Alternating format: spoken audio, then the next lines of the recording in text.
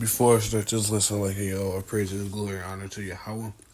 Bashem Yahshua, Bashir Kakadash, double honor to the Apostle Ellis, great minister, rule and teach well. Shalom to the Holy for 1,000 minutes, pushing and believing this word in all true sincerity and sacrificing their will to do so. And shalom to the men, women, and children that's tuning in and listening. And shalom to the Israelite foreign and scattered abroad on all four kinds of the earth. Shalom. This is Brother Kazak from GMS Detroit. And this video right here will be titled, not necessarily titled, but it centers around the recent death of the Iranian president who was who passed recently in a helicopter crash, and a few others important members over recently that died in that helicopter crash. So I'm gonna read the article, give a few precepts, and I'm gonna close up. A helicopter carrying Iranian President Ibrahim Raisi, former Minister Hossein Amir Abdullahian, and other officials has crashed. And, that already sounds sketchy anyways, because, how many times he probably done flew in a helicopter and it's arrived. Now he just randomly passed. But at the end of the day, the Lord controls all the things. The Lord controls the light, the darkness. I'll quote Isaiah 45. He controls and does all these things. He's the potter. He's the maker. He does. He deems who should live and who isn't.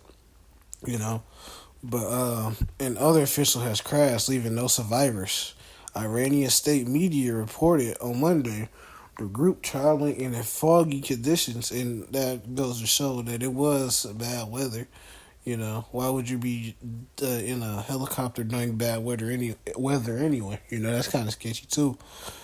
The group was traveling in the foggy conditions in the mountainous northwest region of the country near the Iran. I can't even say that. I'm not gonna lie to y'all.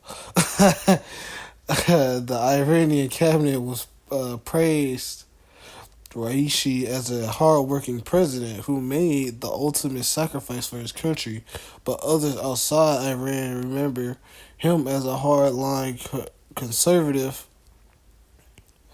I'm not conservative, so like conservative, whose violent crackdown on political and social dissent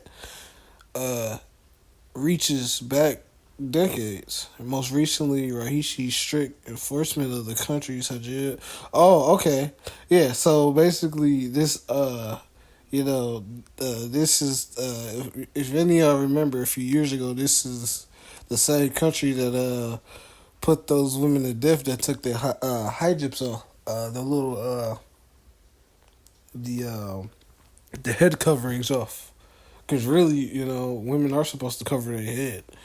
That's also is a Hebrew custom, Israelite custom, but they do it a lot in the Middle East.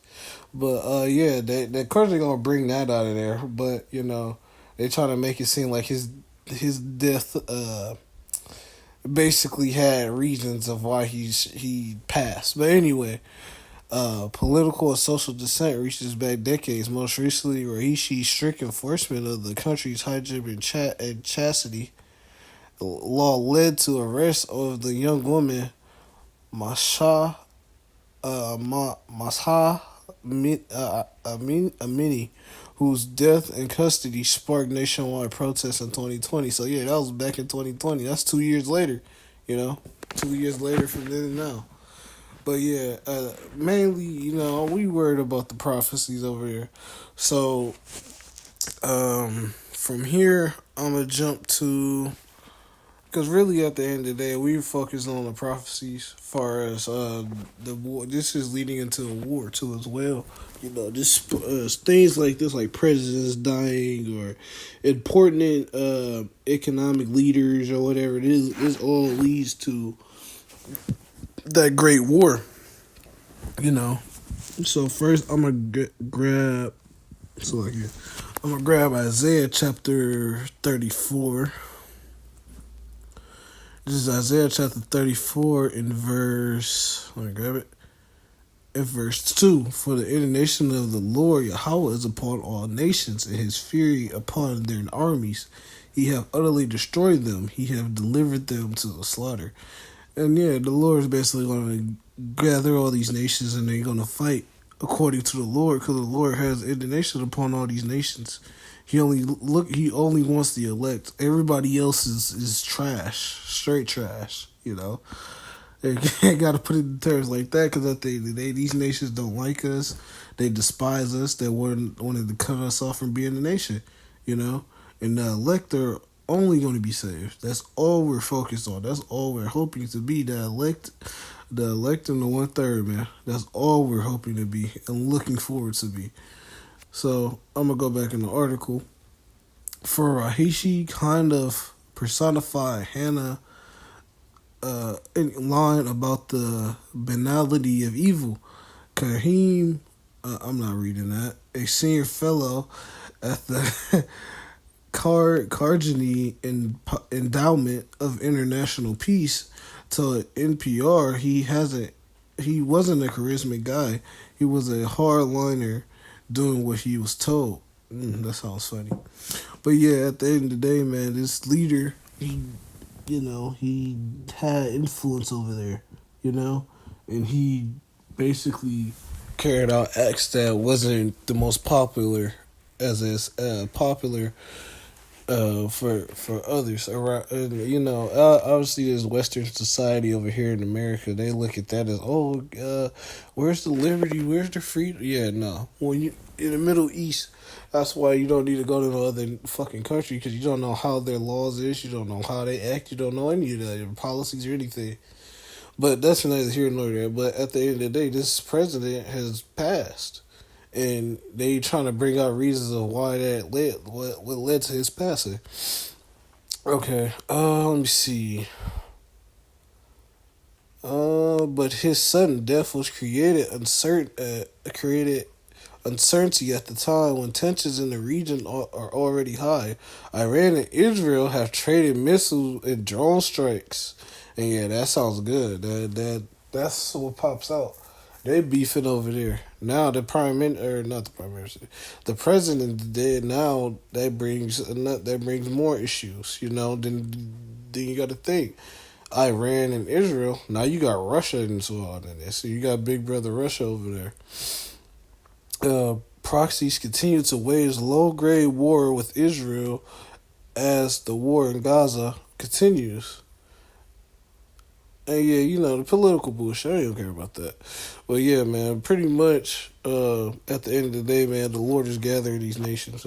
So now, from there, I'm going to jump to Joel chapter 2 and then 3. Oh, no, is it 3 straight up? Yeah, chapter 3. Okay, now I'm going to jump to Joel chapter 3. Because at the end of the day, this is all we're looking for. This is Joel chapter 3 in verse...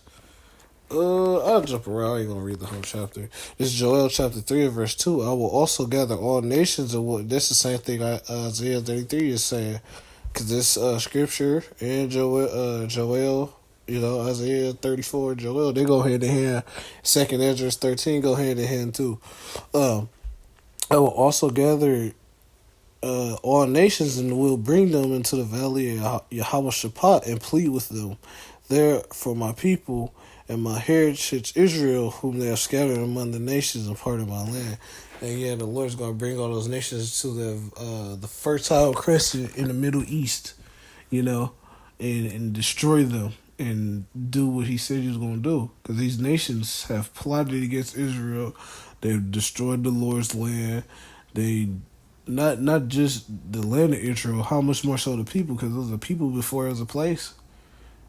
All these heathens have sold us into bondage and slavery, then destroyed homes, families, and put us to the most fucking hell ever, And it's like when heathens see Israelites, they mouths get the water and be like, "Oh, we should do this and that," because Israel's a prey among these other nations. But not so. The time will come and is about to come that the nation of Israel will no longer be a prey. So, I'm going to jump to verse 9. Proclaim ye among the Gentiles, prepare war, and wake up the mighty men. Let all of the men of war draw near, let them come up. And yeah, those are the soldiers, those everything, man. Verse 10.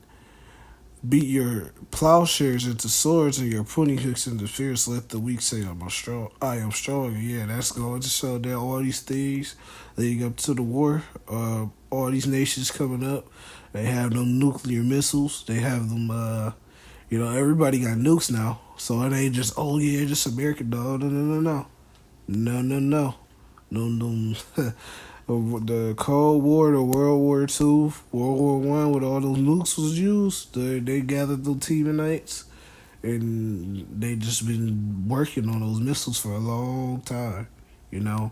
But everybody got nukes now. Everybody got sophisticated artillery, satellites, beaming down, All these nations got that now. So at this point, Esau Edom is getting scared, and he's getting ready to be like, damn, I have to prepare myself, and this is what Esau's coming, getting ready to.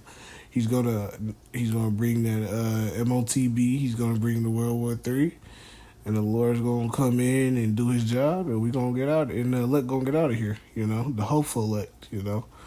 But pretty much, that's what's gonna happen. And at the end of the day, if you're in the elect, you will not be saved. But I didn't want to make this list long. I didn't want to make it long. I just want to read a few parts, serves purpose. But nonetheless, before I close out, I'd like to give our prayers to Yahweh, Hashem, Yahshua, Hashem, Kakadash, and Lord willing, this video was edified, and on to the next one. Shalom.